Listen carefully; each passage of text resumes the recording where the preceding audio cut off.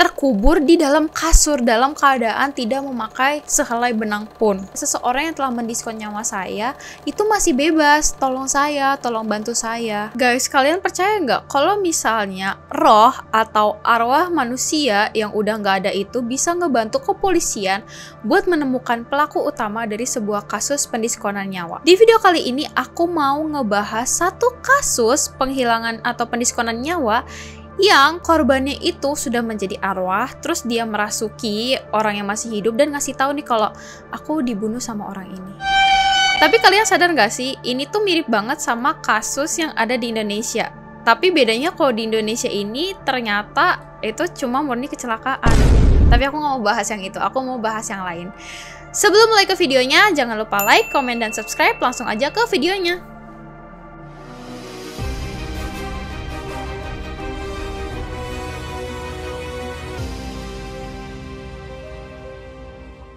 Teresita Basa. Perempuan ini merupakan perempuan kelahiran tahun 1929 dan berasal dari negara Filipina. Terus di umur yang beranjak 30-an atau lebih tepatnya di tahun 1960-an, si Teresita ini mikir dia tuh pengen ngerubah nasibnya. Dia itu ngerasa kalau misalnya dia tetap stay di Filipina, hidup dia tuh bakal gitu-gitu aja. Jadi dia mikir kayak, gue harus kemana dan gue harus ngapain supaya gue tuh punya kehidupan yang lebih baik. Akhirnya Teresita itu memutuskan buat pergi ke Amerika untuk mencari peruntungan hidupnya. Setelah dia sampai di Amerika, dia bekerja di rumah sakit Edgewater dan dia bekerja di sana sebagai terapis pernafasan. Di Amerika, bersyukurnya si Teresita dia hidup dengan tenang dan sederhana. Dia bahkan menyelesaikan studi magisternya di bidang musik dan setelah dia lulus nih di bidang magister musik itu, dia buka les piano. Kan dia juga kerja nih sebelumnya di rumah sakit sebagai terapis pernafasan, tapi ternyata dia nemuin kalau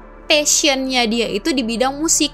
Si Teresita ini tuh suka banget bermain musik. Suatu hari di tanggal 21 September tahun 1977, sahabatnya si Teresita ini yang bernama Ruth nelfon ke Teresita dan mereka itu kayak ngobrol, chit and chat selama 30 menit. Pas lagi telepon-teleponan selama 30 menit itu, si Teresita ngomong nih ke sahabatnya yang namanya Ruth. Dia bilang, iya nih aku lagi nunggu seseorang mau datang ke rumah. Tapi si Teresita itu nggak ngasih tahu seseorang yang dia tunggu itu siapa. Udah nih mereka selesai teleponan selama 30 menit. Ruth nggak tahu nih Teresita ngapain dan orang itu siapa. 1 jam kemudian setelah telepon itu ditutup, tetangga apartemennya Teresita itu nelfon pemadam kebakaran. Di aduan pemadam kebakaran itu, tetangganya Teresita ngomong kalau dia tuh mencium bau kayak sesuatu yang gosong, sesuatu yang terbakar dari arah apartemennya Teresita. Terlebih lagi setelah tetangganya itu nelfon pemadam kebakaran,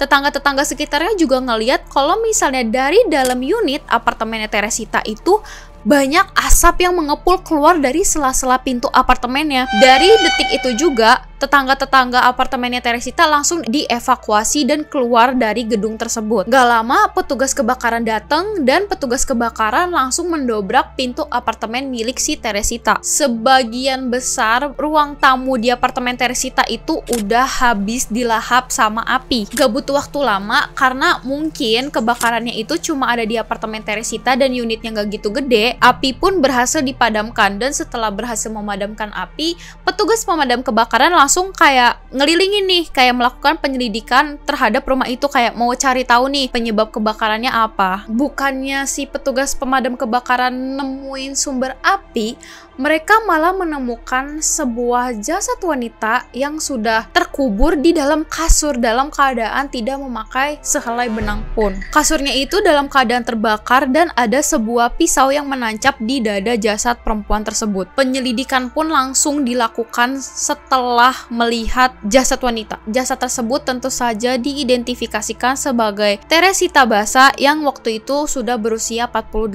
tahun. Laporan hasil otopsi yang dilakukan oleh penyelidik itu mengungkapkan bahwa pisau yang menancap di dada si Teresita itulah yang menyebabkan Teresita meninggoy atau didiskon nyawanya. Tetapi di situ walaupun si Teresita ditemukan dalam keadaan gak pakai busana, gak ditemukan tanda-tanda kekerasan seksual sama sekali. Dalam analisa pasca otopsi, penyidik menyatakan bahwa Teresita itu di unboxing dulu, dibuka dulu pakaiannya, lalu dicucuk atau ditusuk di bagian dadanya. Dan tusukannya itu tuh entah kenapa bener-bener tepat banget di jantungnya. Dan pakaiannya itu tuh dilempar di atas badannya si Teresita, abis itu dibakar. Nah udah selesai dibakar kayak gitu, disimpan lagi badannya Teresita ditimpa sama kasur, dan kasurnya itu dibakar lagi. Makanya tim pemadam kebakaran nemuin badan Teresita itu terkubur di atas kasur yang sudah dibakar. Selain petugas pemadam kebakaran, polisi tentu saja melakukan penyelidikan ke dalam apartemennya si Teresita. Di situ tuh nggak ditemukan barang-barang yang dicuri atau hilang. Namun polisi menemukan di dalam apartemennya Teresita ada sebuah tulisan tangan dari Teresita yang menuliskan catatan yang bertuliskan "Get Theater Ticket for bla bla bla." Isinya tuh bla bla bla itu tuh inisial sebuah nama. Selama 6 bulan polisi itu tuh nggak menemukan pelaku atau bukti yang cukup kuat untuk menyalahkan seseorang sebagai pelaku utama atas kejadian yang menimpa Teresita. Selama 6 bulan polisi tuh kayak gak tahu Teresita ini tuh kenapa dan siapa pelakunya. Udah nih ya, selama 6 bulan polisi tuh bener-bener mentok nggak nemuin siapa pelakunya, sampai suatu hari seorang dokter bernama Dr. Jose Chua yang merupakan rekan kerjanya si Teresita di rumah sakit itu bilang kalau misalnya istrinya si Dr. Jose yang bernama Remy Bias telah berkomunikasi dengan arwahnya Teresita. Terus polisi pada saat itu entah kenapa percaya, dan mereka itu manggil si Dr. Jose dan istrinya untuk mengungkapkan kebenaran yang sebenarnya terjadi. Kepada kepolisian, istrinya Dr. Jose atau si Remy itu ngaku kalau dia itu selama 6 bulan selalu dimimpiin sama Teresita. Dr. Jose juga bersaksi kalau dia pernah mergokin istrinya lagi ngigo di sofa dan dia berbicara dengan bahasa Tagalog. Terus pas dia ngomong dengan bahasa Tagalog, istrinya itu bilang ke Dr. Jose, tapi tuh posisinya lagi ngigo ya, dia tuh bilang kayak, "Dokter please bantu saya, seseorang yang telah mendiskon nyawa saya itu masih bebas, tolong bantu saya." Si istrinya tuh ngigo ngomong kayak gitu. Dr. Jose itu kayak ngeladenin ngigo istrinya. Dr. Jose-nya tuh bilang, "Emang ini siapa? Saya lagi ngomong sama siapa?" Terus si istrinya tuh ngomong, "Saya Teresita Basa." Pas istrinya lagi ngigo, istrinya juga bilang ada seorang pria yang bernama Alan Showery dan dia itu adalah pembunuh dari Teresita Basa. Terus si dokter kayak mikir, "Oh kayaknya ini cuma ngigo doang deh. Kayaknya istri gue mungkin tahu berita tentang si Teresita." Terus dia kayak mikirin terus sampai ke bawah mimpi, sampai ke bawah ngigo. Akhirnya si Dr. Jose itu yang nggak melakukan apa-apa, dan beberapa hari kemudian istrinya itu ngigo lagi. Dan pas di ngigo itu istrinya ngomong kayak, "Dokter, kok kamu nggak ngelaporin kesaksian saya? Kok kamu nggak kasih tahu polisi, dokter? Kan saya udah kasih tahu pelaku pembunuhannya siapa." Karena si Dr. Jose ini nggak punya bukti dan dia juga nggak kenal kayak Alan Showery siapa, bejir, nggak tahu bejir itu siapa, jir. Jadi si Dr. Jose itu sebelumnya merasa nggak berhak buat ngelapor ke polisi. Lalu mungkin karena besokannya istrinya Dr. Jose ini selalu ngigo yang sama, terus si Dr. Jose-nya mulai keganggu, akhirnya dia memberanikan diri buat ngelapor ke polisi tentang semua yang dikatakan sama istrinya pas lagi ngigo. Dan si Dr. Jose juga bilang kalau misalnya si Alan itu selain mendiskon nyawanya Teresita, dia juga ngambilin perhiasannya Teresita dan ngasih ke pacarnya. Polisi awalnya ragu dong sama kesaksian itu.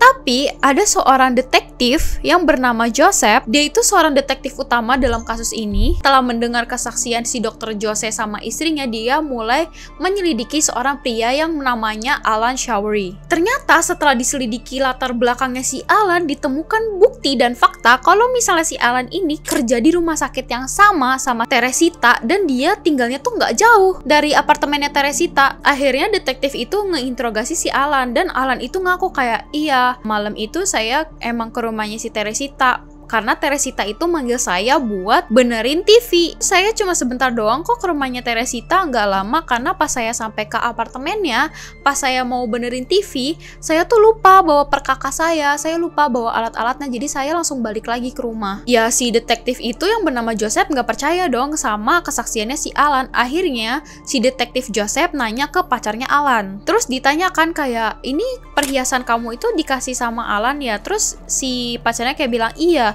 dikasihnya baru-baru ini ya? Iya, terus dibawalah perhiasan itu dan ditanya ke keluarganya Teresita dan ternyata bener perhiasannya itu milik Teresita. Terus ya udah dong ketahuan pelakunya siapa. Ya si Alan udah nggak bisa berkutik apa-apa lagi, orang perhiasannya ada kok, buktinya ada kok dengan jelas. Akhirnya setelah bukti-buktinya terungkap, si Alan gak bisa berkelak, akhirnya dia mengakui segala perbuatan yang udah dilakuin ke si Teresita. Pas lagi sidang, sempet-sempetnya si Alan itu ngebela diri dia kalau dia tuh nggak salah. Tapi pada sidang terakhir banget nih, dia tuh akhirnya ngakuin kalau misalnya dia itu bersalah. Lalu pada tanggal 23 Februari tahun 1979, Alan ini dijatuhi hukuman 14 tahun penjara. Lalu hukuman 14 tahun itu dikurangi 4 tahun karena dia berkelakuan baik di dalam penjara. Menurut kalian gimana? Apakah hukuman itu setimpal?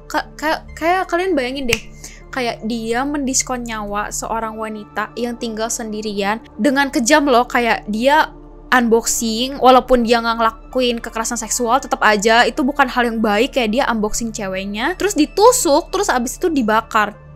Kayak lu gak kasihan gitu loh, kayak dia sendiri tinggal di situ, dia jauh-jauh dari Filipina buat ngerubah nasibnya, tapi dihabisi nyawanya. Menurut kalian gimana? Oke, itu dia kasus Ruang Investigasi kali ini. Kalau kalian suka sama videonya, jangan lupa like, komen, dan subscribe. Kalian boleh banget komen di bawah kalian pengen request aku mau bawain apa. Terima kasih semuanya, sampai jumpa di video selanjutnya. Bye-bye!